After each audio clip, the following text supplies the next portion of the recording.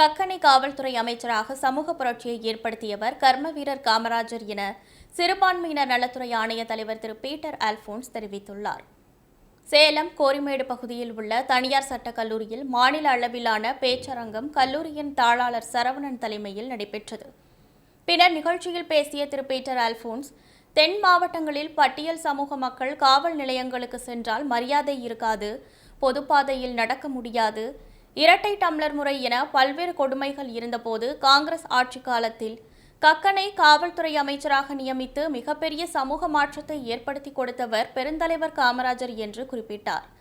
கல்லூரிக்கு செல்லும் முதல் தலைமுறை மாணவிகளுக்கு மாதந்தோறும் 1000 வழங்கி வருகிறவர் முதலமைச்சர் திரு மு.க. ஸ்டாலின் என்றும் பெருமிதம் தெரிவித்தார்.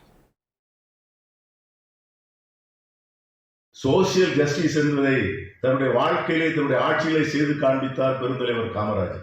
தலைவர் காமராஜர் காலத்திலே தாழ்த்தப்பட்ட மக்களுக்கு தென் மாவட்டங்களிலே மிகப்பெரிய கொடுமை, இரட்டை தமிழர் முறைகள், பல தெருக்களிலே நடக்க முடியாத அவமானம், காவல் நிலையங்களிலே போய் நின்றால் அந்த ஒடுக்கப்பட்ட தாழ்த்தப்பட்ட மக்களுக்கு காவல் நிலையங்களுக்குள்ளே அனுமதி கிடையாது. அதை போன்ற நேரத்திலே தலைவர் காமராஜர் என்ன செய்தார் என்று சொன்னால், சப்தம் இல்லாமல் கக்கஞ்சியை காவல்துறை மந்திரியாக ஆக்கி அவருக்கு அதிகாரத்தை கையளித்தார். இன்று நம்முடைய தளபதி ஸ்டாலின் அவர்கள் இன்று கல்லூரிக்கு போகின்ற முதல் தலைமுறை பெண்களுக்கு மாதம் 1000 ரூபாய் வழங்கி ஒரு மிகப்பெரிய புரட்சி. மாணவர்களுக்கு காலை உணவு என்று இப்படி திட்டங்கள் விஸ்தரிக்கப்படுகின்றன.